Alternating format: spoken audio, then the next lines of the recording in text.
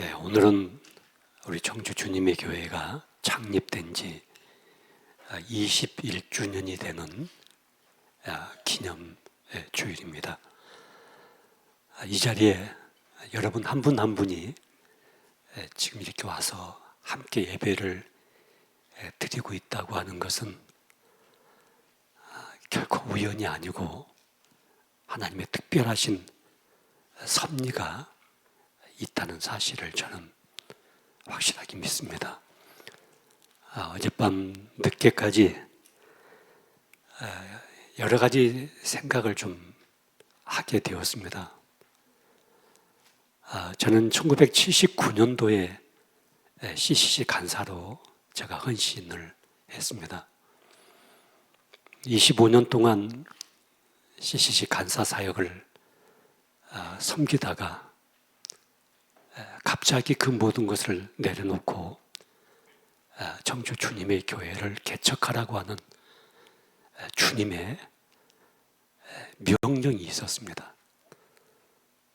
그래서 순종했고 처음 우리 청주 주님의 교회를 세워가셨던 장로님들, 권사님들 또 처음 성도님들과 함께 이 교회를 세우고 또 섬기고 오늘 21주년이 되는 이 자리에 제가 이렇게 서서 여러분과 함께 예배를 드리고 말씀을 나눌 수 있다는 이 사실이 너무나도 감격스럽고 또 감격스럽습니다.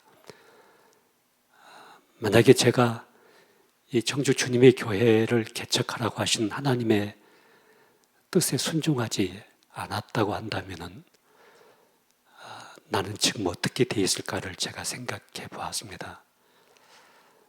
퍼뜩 드는 생각이 아마 이 땅에 없을 것만 같은 생각이 들었습니다. 제가 이 땅에 존재해야 될 이유가 없지 않았겠는가, 더 살아있어야 될 이유가 없지 않았겠는가 하는 생각을 하게 되었습니다. 지금 제가 이 땅에 살아있는 중요한 이유, 오늘 이 청주 주님의 교회가 있기 때문이라는 사실을 제 마음속에 깊이 자각하게 되었습니다. 우리 최은석 담임 목사님은 군 복음화를 위해서 헌신을 하신 분입니다. 15년 동안 공군의 병사들을 전도하고 훈련하고 또 군 복음화를 위해서 그 사명을 감당하시다가 어쩌면 평생 군에 계셨다면 지금은 군종감도 되실 수가 있었을 것 같고 또 완수타, 투스타도 되어 있을지도 모르겠습니다만은 그러나 소령으로 군을 내편하고 하나님께서 저희 교회로 목사님을 보내주시고 이렇게 2대 담임 목회자로 세워주신 이 배경도 결코 이것이 우연이 아니고 하나님의 특별한 간섭이 있었다는 사실들을 생각을 해보게 됩니다. 오늘 이 자리에 앉아 계신 여러분 한 분 한 분의 생애가 그렇습니다. 이 자리가 아무나 와서 함께 앉아 예배할 수 있는 자리는 아닙니다. 하나님이 한 분 한 분을 부르고 택하고 선택해서 청주 주님의 교회에 몸에 붙어있는 지체를 삼으시고 우리를 이 자리에 있게 하셨다는 사실을 우리 모두가 확신하면서 이 시간 하나님이 21주년을 맞이하는 이 주일 아침에 나에게 주신 메시지를 무엇일까 하는 사모하는 마음으로 이 말씀을 함께 받으시기를 바랍니다.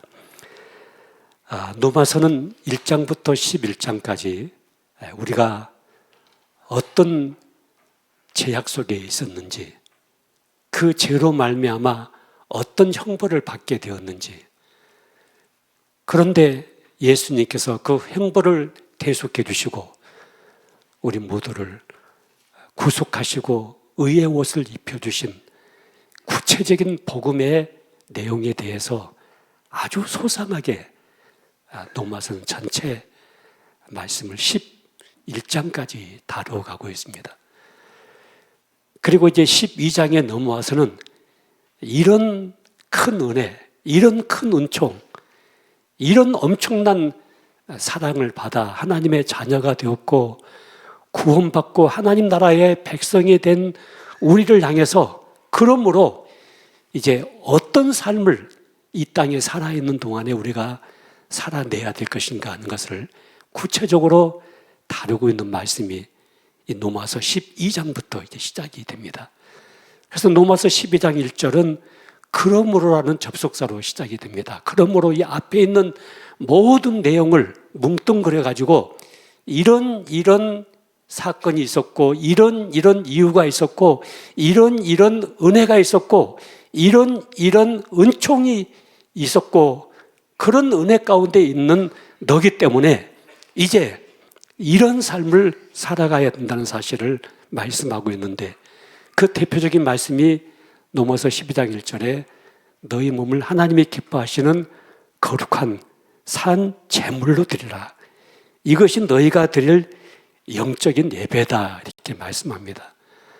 물론 우리가 교회에 와서 주일, 수요일 날 이렇게 예배 드리는 것도 중요한 예배입니다만은 더 본질적인 예배를 성경은 말씀할 때 너희 몸을, 너의 삶 전체를 하나님 앞에 거룩한 산 제물로 드리는 이 삶을 살아가야 된다는 사실을 우리에게 말씀하고 있습니다. 여러분, 제물이라고 하는 것은, 제사라고 하는 것은 제물, 제사 자체를 위해서 존재하지가 않습니다. 제물을 드리고 제사를 드린다고 하는 것은 제3자에게 나타날 어떤 결과를 위해서 제물이 요구되고 있고 제사가 요구되는 것입니다. 이 제물된 삶을 통해서, 이 제사된 삶을 통해서 누구에겐가 나타나야 될 그 생명의 역사를 위해서 오늘 우리의 생애를 주님은 요구하고 계십니다. 그러면서 로마서 12장 2절부터 너희는 이 세대를 본받지 말라 이렇게 쭉 말씀을 하시다가 오늘 본문 9절에 와보시면은 사랑에는 거짓이 없나니 악을 미워하고 선에 속하라 이렇게 말씀합니다. 그리고 10절에 보시면은 형제를 사랑하여 서로 우애하고 존경하기를 서로 먼저 하며 부지런하여 게으르지 말고 열심을 품고 주를 섬기라고 말씀합니다. 또 12절 보시면은 소망 중에 즐거워하며 환난 중에 참으며 기도에 항상 힘쓰고 13절에 성도들의 쓸 것을 공급하면서 손 대접하기를 힘쓰라 이렇게 말씀을 하고 있습니다. 이 본문 속에서 우리가 속해야 될 것들, 우리가 소속이 분명해야 될 것과 두 번째는 그 소속된 삶이 섬기는 삶으로 나타나야 된다. 세 번째는 그 섬기는 삶이 그냥 이러쿵저러쿵 그냥 시시하게 살아가는 삶이 아니라 힘써야 된다. 힘을 다해야 된다. 이 세 가지를 우리에게 말씀하고 있습니다. 속하라, 섬기라, 힘쓰라. 첫째는 우리가 하나님 앞에서 소속이 분명한 삶을 살아가야 된다고 하는 것입니다.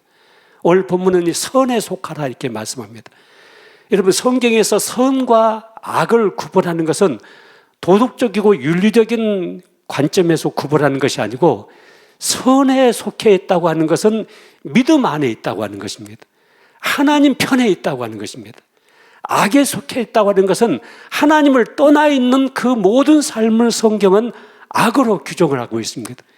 그래서 우리가 선에 속해 있다고 하는 것은 하나님 안에 있는 것이고 하나님 편에 있는 것이고 하나님 나라 안에 속해 있는 삶을 말씀하고 있습니다. 사실 사람들은 태어나는 순간부터 일평생 동안 세상은 우리를 악으로 옷을 입히기를 원하고 있습니다.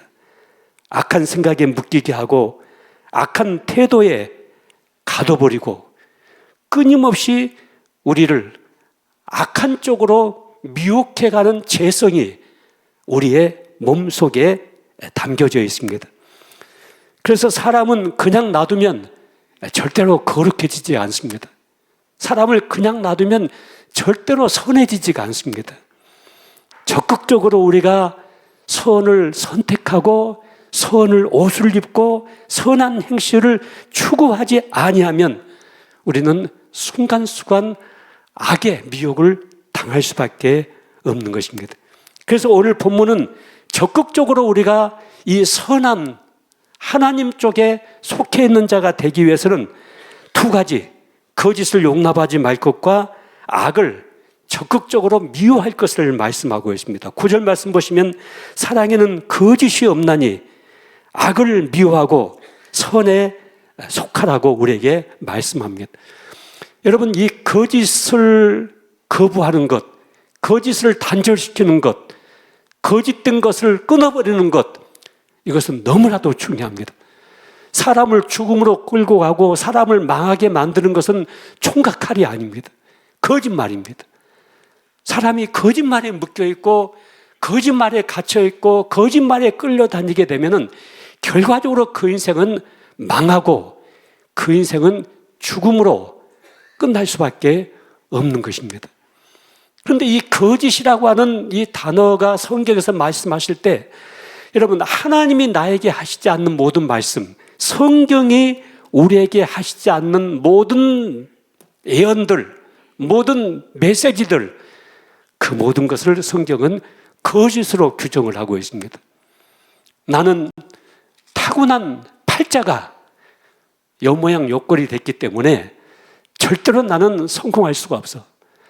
나는 흙수저에서 태어났기 때문에 절대로 잘 나갈 수가 없어. 나는 운명이 이 모양 이 꼴인데 내 인생이 절대로 바뀌어질 수가 없을 거야. 나는 절대로 성공할 수 없는 인생이야. 나는 재수 없는 인생이야.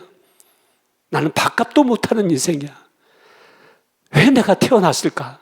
나는 태어나지 말았으면 좋을 뻔한 인생이 아닐까?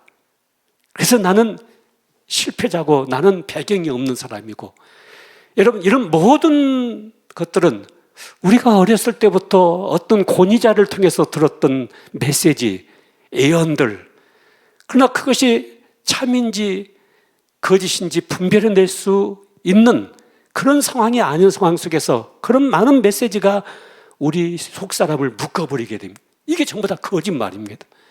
하나님이 나에게 하시지 않는 그 모든 메시지들, 모든 생각들, 모든 예언들, 이 모든 것이 거짓입니다. 그 거짓을 끊어내고 적극적으로 성경은 우리에게 말씀하시기를 악을 미워하라고 그렇게 말씀합니다. 우리가 순간순간 악한 생각들, 악한 태도들, 악한 행위들, 이 모든 것을 적극적으로 우리가 미워하고 대처하지 아니하면은 우리는 속수무책으로 계속해서 악에게 미혹을 당하고 끌려갈 수밖에 없다는 사실들을 우리가 생각해야 됩니다. 여러분, 이게 속한다고 하는 이 소속이 분명하다고 하는 것, 다시 말해서 이 정체성, 아이덴티티, 이 정체성이 분명해야 된다는 사실은 성경은 너무나도 극명하게 우리에게 말하고 있습니다. 나는 남자다. 나는 여자다. 나는 이 추씨 집안의 가족이다. 나는 이 박씨 집안에서 태어났다. 나는 대한민국의 국민이다. 나는 하늘나라의 백성이다. 여러분, 이 소속이 분명해야 됩니다. 이 소속이 분명하지 아니하면 그 사람의 뿌리가 흔들려 버리게 됩니다. 내가 남자인지 여자인지 이 성에 대한 정체성이 분명하지 아니하면은 그 사람이 갖고 있는 이 성에 대한 정체성이 흔들려 버리게 됩니다. 그래서 내가 남자인 것 같기도 하고 여자인 것 같기도 하고 내가 어떻게 살아가야 될 것인가를 확인할 수가 없게 되고 맙니다. 제가 최근에 40년 전에 같이 성경 공부를 했던 어떤 한 분이 갑자기 생각이 났습니다. 왜 이분이 자꾸 생각이 날까? 이분이 어디서 살고 있을까? 천국에 살고 있을까? 아니면 미국에 살고 있을까? 아니면 한국에 살고 있을까? 그것을 알 수가 없어서 제가 이제 40년 전에 모든 인맥들을 동원해가지고 연락을 해보고 찾아보고 이렇게 했습니다. 그렇게 찾는 과정 속에서 알게 된 것은 이분이 지금 천국에 살고 있지 않고 미국에 살고 있다는 사실을 알게 되었습니다. 그리고 내년 봄에 한국을 이분이 온다는 사실을 알게 되었습니다. 그 소식을 저에게 알려주신 분이 저에게 이런 얘기했습니다. 목사님이 찾고 있는 그분이요, 지금 천국에 있지 않고 한국에도 있지 않고 미국에 있어요. 그리고 내년 봄에 한국에 나온대요. 나오게 되면 제가 꼭 목사님과 통화할 수 있도록 그렇게 도와드리겠습니다. 여러분, 내가 한국에 살고 있는 이 국적이 분명해야만이 우리가 국민으로서의 삶을 누릴 수가 있게 됩니다. 우리가 대한민국 국적을 가지고 이제 애국에 나가게 되면은 나 한 사람이 움직이지만은 여러분, 대한민국 전체가 움직이고 있는 것입니다. 내가 애국에 나가서 제3국에서 내 인권이 유린당하고 내가 무자비하게 폭행을 당하고 내가 가지고 있는 이익이 침해를 당하고 이렇게 됐을 때 여러분, 그것은 국가적인 애교 문제가 돼버리고 맙니다. 그래서 대한민국 전체가 동원이 돼가지고 나를 보호하고 나를 지켜내고 내가 잘못된 억류를 당했다고 한다면 나 한 사람을 거기서 끌어내기 위해서 대한민국을 데리고 오기 위해서 대한민국 전체가 움직이게 됩니다. 우리는 대한민국의 국적을 가지고 있지만 또 하늘나라의 시민권을 가지고 있는 사람들입니다. 우리는 두 개의 국적을 가지고 살아가는 사람들입니다. 그래서 예수 믿는 사람들이 바쁩니다. 조금 부진을 할 수밖에 없습니다. 분주하게 움직일 수밖에 없습니다. 왜냐하면 두 개 나라의 국민으로서의 그 사명을 감당을 해가야 되다 보니까 예수 믿지 않는 사람들과 삶을 비교를 해보면 예수 믿는 사람들이 굉장히 부지런합니다. 그리고 열심히 삽니다. 그리고 최선을 다해 살아갈 수밖에 없습니다. 여러분, 내가 가는 곳에 하나님 나라가 함께 가고 있습니다. 누군가가 나를 건들기 시작한다면 그것은 하나님 나라를 건드는 것입니다. 누군가가 나에 대해서 인격적인 침해를 하고 나를 짓밟고 나에게 상처와 아픔을 주고 있다고 한다면 그것은 나의 개인의 문제가 아니라 나의 아버지 되신 하나님을 대적하는 것이고 나의 구주가 되신 예수 그리스도를 대적하는 그 행위가 되고 마는 것입니다. 그래서 하나님께서 우리에게 약속하시기를 내가 너의 원수를 갚겠다고 말씀하십니다. 너를 짓밟고 너의 인격을 살인하고 너를 침범하는 그 원수를 내가 반드시 갚겠다. 그렇게 주님이 우리에게 약속하고 있는 것입니다. 여러분, 소속이 분명해야 된다. 여러분, 저는 이 세상에서 가장 존경했던 한 분이 있었습니다. 지금은 세상을 떠나셨습니다. 그분은 국민학교를 나오지를 못하셨습니다. 학교를 다녀본 적이 없는 분이십니다. 그분은 가지고 있는 것도 없었습니다. 아주 가난한 농부의 딸로 태어났던 분입니다. 그분이 살아왔던 삶의 여정 속에는 일제치하가 있었고 6.25의 전쟁이 있었고 보릿고개가 생생했던 가난한 시절을 살아낸 분이었습니다. 그런데 그분은 7자녀를 낳아서 키워냈습니다. 그 한 자녀 한 자녀를 너무나 소중하게 키워냈던 분이십니다. 국민학교도 나오지도 못하셨고 가난한 집안에서 태어나서 가난한 삶을 살아오시면서 그 7자녀를 키워냈던 그분, 제가 가장 존경하는 분입니다. 그분이 저희 어머니이십니다. 저는 이 가정에 제가 태어났다는 그 사실이 저는 자랑스럽습니다. 저는 삼성가에서 태어나지 아니하고 권력자의 집에서 태어나지 아니하고 이분의 집안에서 태어났다는 그 사실 자체가 저는 자부심을 가지게 만들고 있습니다. 여러분이 지금 속해 있는 가정, 내가 선택했다고 한다면 이 엄마, 이 아빠 선택하지 않았을 것입니다. 더 가지고 있는 아빠, 더 능력 있는 엄마, 그리고 재벌집에서 내가 태어나고 더 위대한 금수저 집에서 내가 태어나기를 원하지 않았겠습니까? 그러나 내가 이 땅에 태어난 것은 내 선택이 아니었습니다. 하나님의 섭리였습니다. 하나님의 계획이었습니다. 하나님이 나를 이 주씨 집안에, 이 박씨 집안에, 이 김씨 집안에 나를 태어나게 하신 것입니다. 이 사실을 여러분이 분명하게 붙잡으셔야 됩니다. 왜 나는 이런 집안에서 태어났을까 하고서 신세 타령을 하게 되면 그 인생은 마지막 망하게 됩니다.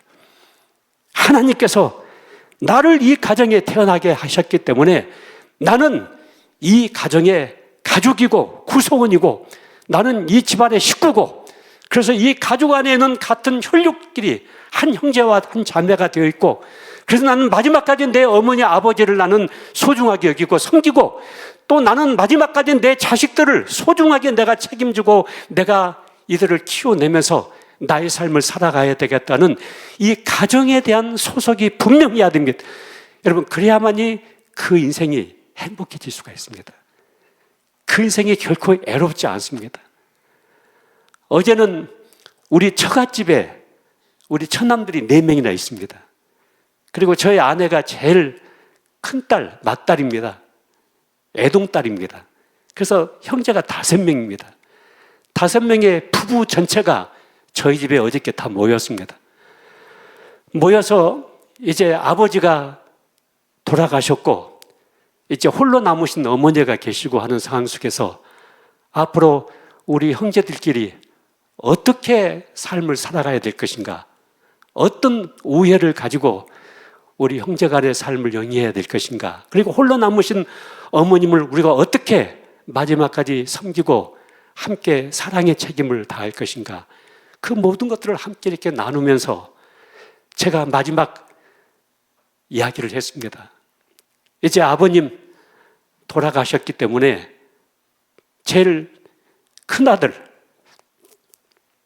큰아들이 중심이 되어가지고 아버님 추도일을 매년마다 잘 챙기고, 그리고 다른 형제들이 어렵고 힘들면은 돕고 섬기고, 그리고 지금 홀로 남으신 어머님을 마지막까지 할 수 있는 최선을 다해서 섬기고, 또 그분이 세상을 떠나시게 된다면은 그 이후에는 이렇게 해야 될 것이고, 그래서 그 형제들 5명 전체가 같이 모여서 다시 한번 우리가 김준영 장로님의 자녀다, 김준영, 김복자 장로님 권사님의 가정의 자식들이라고 하는 사실을 다시 한번 확인하면서 형제간에 더 우애를 돈독하게, 더 결속하고, 더 서로를 돌아보면서 우리가 함께 이 땅에서의 삶을 살아가자는 결심들을 어제 함께하고 같이 헤어졌습니다. 굉장히 저는 마음속에 큰 기쁨이 있었습니다. 여러분 가정이 혹시 마음에 들지 않는다고 해서 나는 가족들을 내팽개쳐버리고 방관해버리고 나는 가족에 대한 책임도 없고 나는 사랑을 나눌 수 있는 그런 의무도 없다, 이렇게 하는 것은 여러분 결코 여러분 인생을 성공과 행복으로 끌고 가지 않습니다. 그것은 망하는 것입니다. 그건 거짓입니다. 하나님께서 나를 이 가정에 심으신 것입니다. 여러분 그렇게 믿으십니까? 아멘 하셔야 됩니다. 하나님은 나를 이 가정에 보내신 것입니다. 이 주씨 집안에, 이 박씨 집안에, 이 채씨 집안에 하나님이 나를 보내신 것입니다. 나를 이곳에서 태어나게 하신 것입니다. 그리고 나를 이곳에 보내서 한 가족이 부부가 되게 하셨고 오늘의 가정을 이루어내신 것입니다. 이 소속이 분명해야 됩니다. 그래서 우리가 지구촌의 모든 인류를 어떻게 다 우리가 책임지고 감사할 수가 있겠습니까? 그러나 우리의 혈육들, 우리의 가족들을 끝까지 우리가 사랑으로 우애하고 섬기고 함께하는 이 아름다운 역사가 우리 안에서 분명히 일어나야 될 줄로 믿습니다. 여러분 성경은 우연이라고 하는 단어 자체가 성경 속에 끼어갈 수가 없습니다. 틈새가 없습니다. 모든 것이 하나님의 섭리입니다. 하나의 빗방울도 하나의 나무집도 하나님의 허락이 없이는 떨어지지가 않습니다. 여러분, 청주 시내에 교회가 1000개가 넘습니다. 그 1000여 개가 넘는 교회 중에서 왜 내가 이 청주 주님의 교회 성도가 되었을까? 오다 가다가 여러분이 우연하게 선택한 것입니까? 재수가 좋아가지고 청주 주님의 교회에 온 것입니까? 꿈을 잘 꿔서 온 것입니까? 아닙니다, 여러분요. 여러분, 이 교회는 내 영혼을 다루고 있는 것입니다. 이것은 내 영적인 영원한 영생의 문제를 다루고 있는 것이 교회이기 때문에 여러분 한 사람 한 사람이 이 청주 주님의 교회에 속해 있다는 이 사실은 하나님의 절대적인 섭리입니다. 하나님의 절대적인 역사였습니다. 그렇기 때문에 여러분이 나는 이 청주 주님의 교회 성도라고 하는, 나는 이 청주 주님의 교회 목사다, 나는 청주 주님의 교회 장로다, 나는 권사다, 안수집사다, 서리집사다, 나는 성도다, 이 청주 주님의 교회에 속해 있다는 이 사실에 대해서 여러분이 확신을 가져야 됩니다. 그래야만 여러분이 교회 생활이 은혜로워집니다. 여러분, 그래야만이 예배 때마다 하나님께서 나에게 주신 말씀을 내가 아멘 아멘 하고 받을 수가 있습니다. 나는 청주 주님의 교회 거룩한 성도다. 어젯밤에 모였던 우리 처남들 중에서 한 처남이 그런 얘기했습니다. 우리 교회는요, 할아버지도 우리 교회 성도였고 그 할아버지의 자녀인 아버지도 우리 교회 성도였고 그 아버지의 아들도 우리 교회 성도였고 그 아들의 손자도 우리 교회 성도였고, 그래서 우리 교회는 이 4세대가 이렇게 물려오면서 교회를 섬기고 있는 교우들이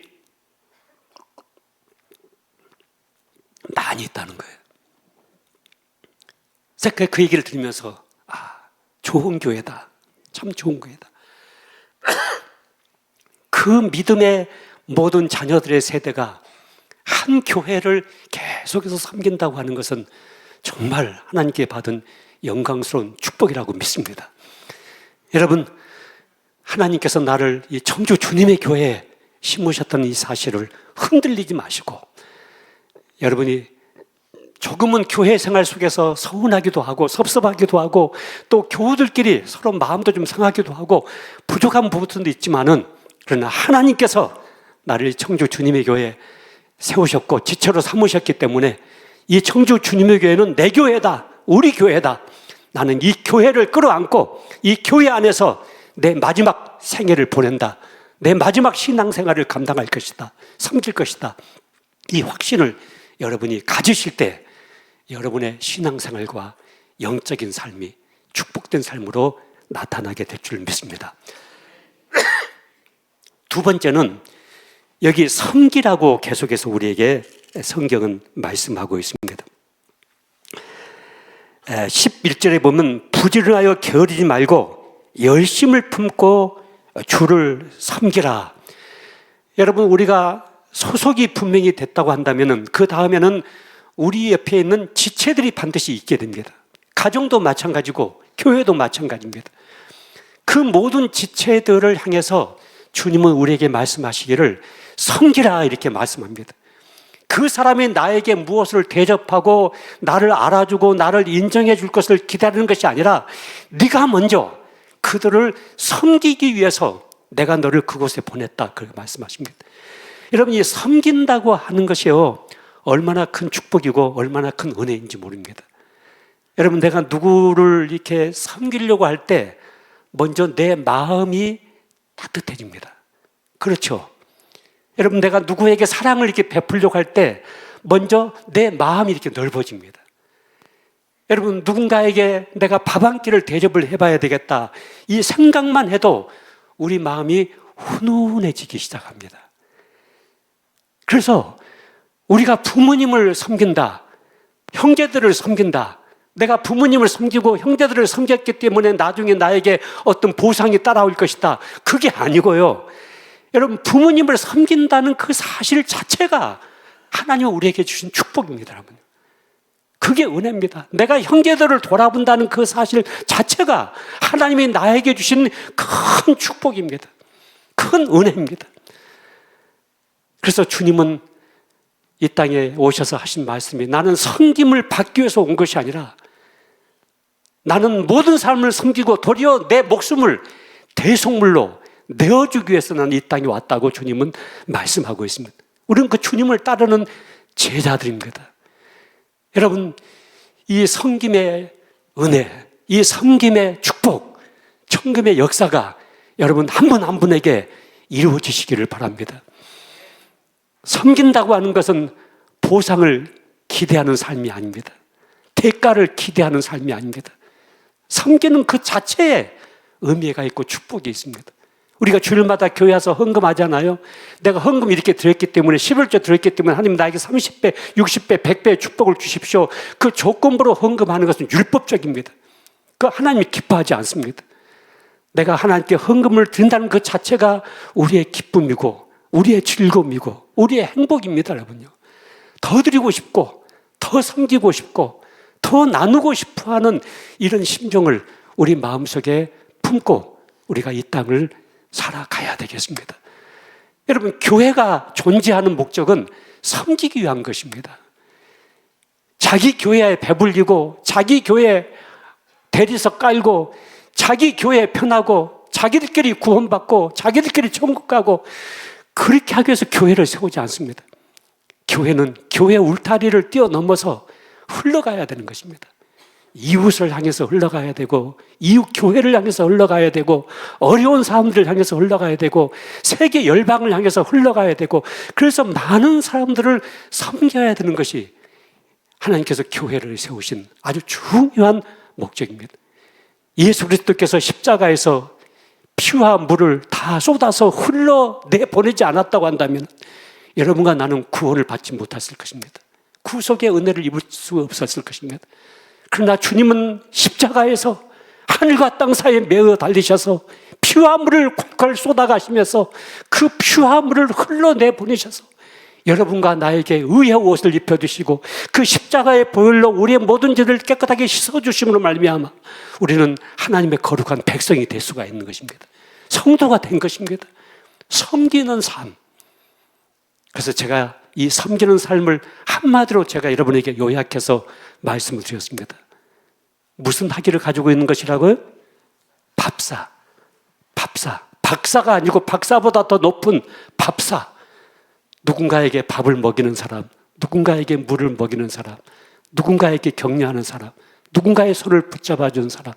그래서 여러분, 교회에 있는 모든 우리 성도들은 누가 나를 알아주지 않을까, 인정해주지 않을까, 박수를 보내주지 않을까, 거기에 흔들리는 사람들이 아니라 내가 더 섬겨야 되고 더 기도해드려야 되고 더 참아줘야 되고 더 보듬어줘야 되고 더 배려해줘야 되고 다 섬겨야 될 대상이라는 사실들을 여러분 가지고 있으면 여러분 인생은 성공적인 인생을 살아갈 수가 있습니다. 마지막 한 가지, 오늘 본문은 12절에도 그렇게 말씀합니다. 소망 중에 즐거워하며 환난 중에 참으며 기도에 항상 힘쓰라.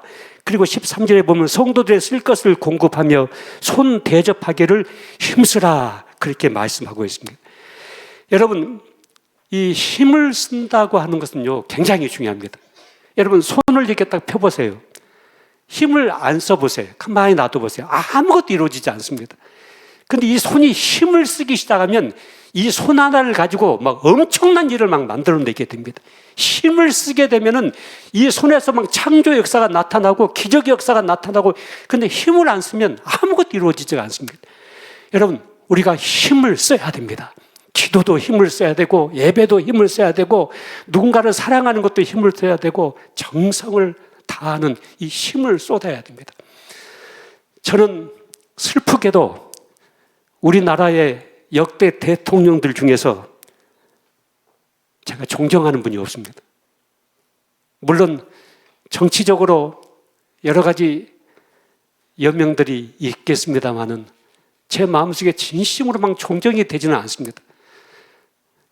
근데 죄송하지만 제가 미국의 카터 대통령은 참 존경합니다. 왜냐하면 그분이 대통령직을 내려놓고 다시 대통령이 되기 전에 교회에서 교회학교 교사 일을 섬겼던 그 일로 다시 돌아갔습니다. 그리고 그 교회에서 주일마다 주일학교 교사 역할을 감당을 했습니다. 그래서 타임지가, 미국 타임지가 이 카터 대통령에 대해서 논평하기를, 이 카터 대통령은 백악관을 디딤돌로 살아갔던 사람이었다, 이렇게 평가를 했습니다. 이 백악관이 목표가 아니었습니다. 대통령의 권력의 자리가 목표가 아니라 이 백악관을 디딤돌로 이용해서 하나님께서 자기에게 맡기신 그 사명을 이루어가는데 최선을 다했던 사람이었습니다. 그러다 보니까 이게 카터 대통령이 속해 있는 교회가 나중에 카터 대통령이 이 대통령직을 끝내고 다시 고향으로 돌아오고 다시 교회로 돌아왔을 때 굉장한 부흥이 이루어지게 되었습니다. 왜냐하면 이 카터 대통령이 주일마다 교회 학교에서 교사일을 하고 있다 보니까 그걸 보기 위해서 전 세계에서 사람들이 막 오는 거예요. 여러분과 나에게 맡겨주신 하나님의 사명이 있습니다. 교회 안에서도 사명이 있고 직분이 있고, 가정에서도 엄마 아빠의 직분이 있고 자녀의 직분이 있고, 나라에서는 국민의 직분이 있습니다. 우리에게 주어진 이 직분에 대해서 우리가 힘을 다해야 되겠습니다. 최선을 다해야 되겠습니다. 우리는 하나님께로부터 소명을 받은 자들입니다. 하나님이 이 사명을 나에게 맡긴 자들입니다. 그렇기 때문에 우리는 이 소명을 붙잡고 우리가 할 수 있는 최선을 다해서 힘을 다해야 되겠습니다. 여러분, 엉땅둥땅 인생을 살려고 하지 마십시오. 우리가 어차피 한 번 사는 것입니다. 그리고 주님이 우리를 부르시면 우리는 이 세상을 떠날 수밖에 없습니다. 많은 사람들이 제 곁을 떠나고 있습니다. 이제 제 나이가 점점 떠나는 나이가 가까워져서 그런 겁니다. 우리 교단 안에 총회도 그렇고 노예도 그렇고 제 나이와 비슷한 사람들이 많이 이제 떠나고 있습니다. 그래서 저도 마음속에 떠날 준비를 더 자꾸 더 해야만 될 것만 같습니다. 그런데 우리가 떠나기 전에 하나님이 나에게 주신 시간, 하나님이 나에게 주신 건강, 하나님이 나에게 주신 기회, 하나님이 나에게 주신 사명의 현장 속에서, 그리고 이 교회 안에서 우리가 할 수 있는 모든 것에 최선을 다하는, 힘을 다하는 우리 성도들이 되어주시기 바랍니다. 아무것도 해보지 않고 안 된다, 할 수 없다, 가능성이 없다, 길이 보이지 않는다, 망할 것이다, 실패할 것이다, 이렇게 말하지 말고 위대한 일을 믿음으로 해보고 최선을 다해서 해보고. 그래서 저는 이렇게 생각합니다. 우리가 인생길을 가다가 벽이 딱 막힐 수가 있습니다. 벽이 막히면 그 앞에서 좌절해버리는 것이 아니라 벽을 뚫고 나가야 됩니다. 벽이 뚫어지지 아니하면 땅굴을 파서 나가야 됩니다. 땅굴이 파지지 아니하면 공중으로 뛰어 넘어가야 됩니다. 공중을 막을 자가 어디가 있겠습니까? 우리가 믿음으로 해야 됩니다. 믿음으로, 내 의로, 내 도덕성과 윤리로, 내 사상과 이념과 철학으로 하는 것이 아니라 믿음으로, 오직 의인은 믿음으로 말미암아 산다. 그래서 믿음으로 사랑하고, 믿음으로 용서하고, 믿음으로 교회도 열심히 나오고, 믿음으로 예배도 열심히 드리고, 믿음으로 헌금도 드리고, 하나님이 나에게 맡겨주신 이 직분도 때로는 감당하고 싶지 않고 때로는 내려놓고 싶지만은 하나님 나에게 주신 것이니까 내가 믿음으로 이 직분도 감당해야 되겠다는 이런 믿음을 가지고 우리가 함께 살아가도록 하십시다. 오늘 청주 주님의 교회 이 21주년의 이 기념 예배 이 현장에서 여러분과 제가 이 세 가지를 다짐하십시다. 나는 소속이 분명한 사람이다. 나는 분명한 소속이 있다. 두 번째는 나는 섬기게 하기 위해서 주님이 나를 이곳에 보내셨다. 이 가정에, 이 교회에, 이 민족 속에, 이 직장 속에 나를 보내셨다. 세 번째는 내가 힘을 다해야 되겠다. 믿음으로 해야 되겠다. 할 수 있는 최선을 다해야 되겠다. 그냥 하는 둥 마는 둥 그렇게 살아가는 삶이 아니라 내가 할 수 있는 최선을 다해서, 힘을 다해서 이 사명을 감당하겠습니다. 주님, 이 기도를 우리가 함께 이 시간 주님 앞에 드렸으면 좋겠습니다. 기도하십시다.